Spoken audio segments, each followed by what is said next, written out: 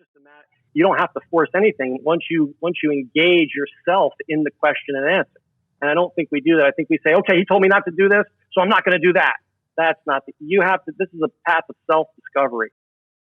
It is the most difficult part of my game is to get out of my head. What is that secret? I know there's no secret. If there was, then we'd be fine. But what is that secret in your life, Noah, where you can say, here's how you can go in with a clear head and just swing natural and let your body do what it's supposed to do to play your best game?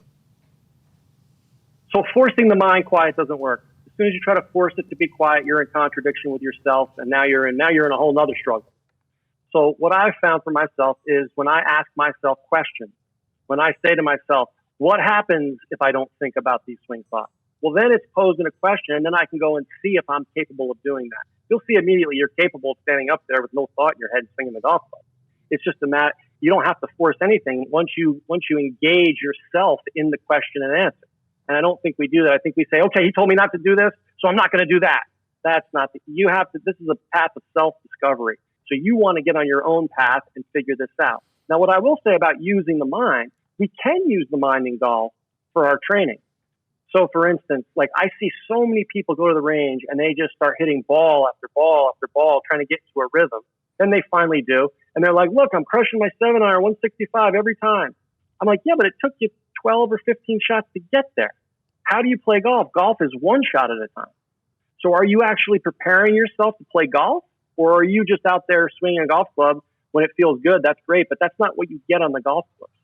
So what I propose is there was a great YouTube video about a guy that was talking about the 10,000 hours to become a master at something. Well, a lot of us don't have 10,000 hours to become a master. Mike, you know how long this took to become a good golfer. Yeah. But if I'm a hack like Adam and I want to get better, how can I maximize my time? What's the amount of time it would take for me to get significantly better? Well, it turns out the answer is 20 hours. So 20 hours, if you break down the elements of the most important things required in the golf swing, you come to a very few specific things that you need to learn to do to play decent golf.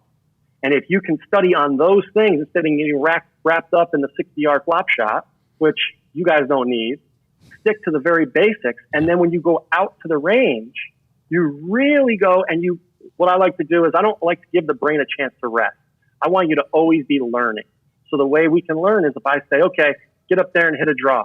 And you take a swing and it doesn't draw. I said, that was your one chance. Now let me see you hit a fade. Now let me see you hit it high. Now let me see you hit it low. And what you'll start to see is the brain will be able to learn how to do that on the first try, not the 10th try.